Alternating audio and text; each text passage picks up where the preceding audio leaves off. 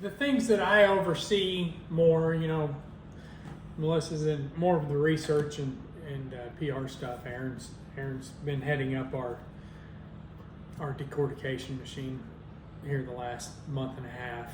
I've kind of been doing the farming end of it. My part's kind of that part of it, the planting and water maintenance and everything on the field is kind of my gig, and it's kind of getting to a steady pace now to where I'm not going as busy as these guys are until harvest time. Then that's where I will kick in. Right. What are you running harvesting? We will when we harvest, we're going to harvest for grain, and then we're going to come back in and get the fiber. We're just gonna run our conventional combine and harvest the grain, and then we'll come back in and swap it, bale it, lay the fiber down, let it ret, and while we go off and harvest our conventional crops, and we'll come back, bale it up, and send it over to the fiber plant. Right. You're row cropping too. Yes. Yeah. So that's what a lot of people maybe don't realize about us is that we're not just in the hemp world. Rich and I operate our family's 4th generation irrigated row crop farm. We farm about 3,000 acres of corn, soybeans, milo, wheat. We're very busy on that as well. So as we're venturing on these hemp and this fiber journey, we still have a lot of other work to do. We still have the day-to-day stuff of the conventional commercial farm that we do, and then Melissa also operates her research facility. There's lots of irons in the fire. Yeah. How do you see hemp fitting into your rotation? Can you talk about that? It works. It's a great avenue for all of us.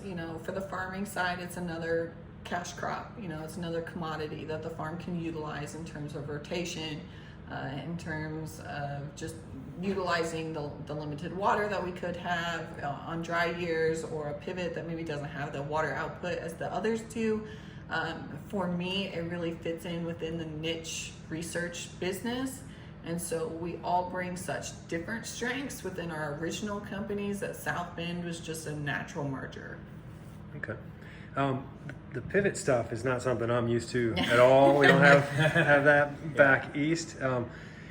What's your average water usage there? So our average water use on most of our pivots is about 18 to 20 inches for corn. The pivot we have all our hemp on, we're limited on water use, and that's kind of what steered us to putting hemp on that irrigation quarter, because the hemp requires less water. So it was a natural fit.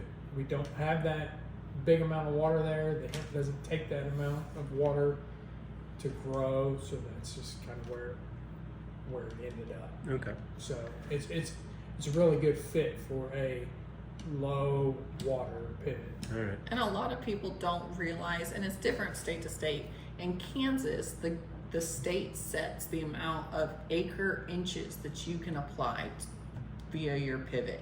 And we monitor that, and there's meters on all the wells. We have to turn in all those meters, and so you only get so many inches.